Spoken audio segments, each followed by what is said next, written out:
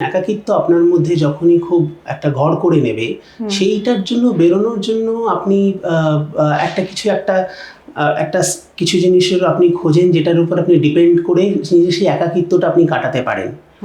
এবং নিজেকে অনেক সময় ভুলিয়ে রাখা বা সাবস্টেন্স নিলে কিন্তু হ্যাপি হরমোনস কিন্তু আমাদের শরীরে ইউজুয়ালি যা থাকে তার থেকে কিন্তু অনেক বেশি মাত্রায় রিলিজড হয়। ফলে কি হয়, সেটা তো টেম্পোরারি আপনাকে ভীষণ আনন্দ দিচ্ছে বা আপনার যে দুঃখ যন্ত্রণা আছে সেখান থেকে আপনাকে হয়তো সেই মুহূর্তের জন্য আপনি মনে করছেন যে আপনি সেখান থেকে দূরে সরে গেলেন, কিন্তু লং টার্মের ক্ষেত্রে এটা দেখা যাচ্ছে যে এটা কিন্তু খুব মারাত্মক এবং মারাত্মক এবং এই সাবস্টেন্সের জন্য ব্রেন ডেভেলপমেন্ট এফেক্টেড হয়, বিশেষ করে বাচ্চাদের ক্ষেত্রে।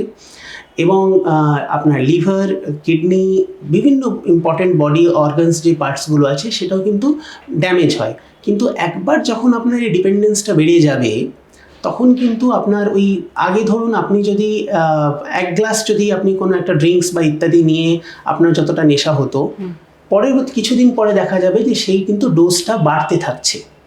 তার মানে আমি সেটার থেকে কিছুতেই আর বেরোতে পারছি না। এবং এর কারণ আপনার ফিজিওলজিক্যাল বডি রিয়াকশনের কারণে হচ্ছে, ক্রেভিং হচ্ছে, এবং এখান থেকে বেরোনো অসম্ভব নয়, কিন্তু সম্ভব একেবারেই। প্রফেশনাল হেল্প এবং সাপোর্ট সিস্টেম সেটা কিন্তু দরকার।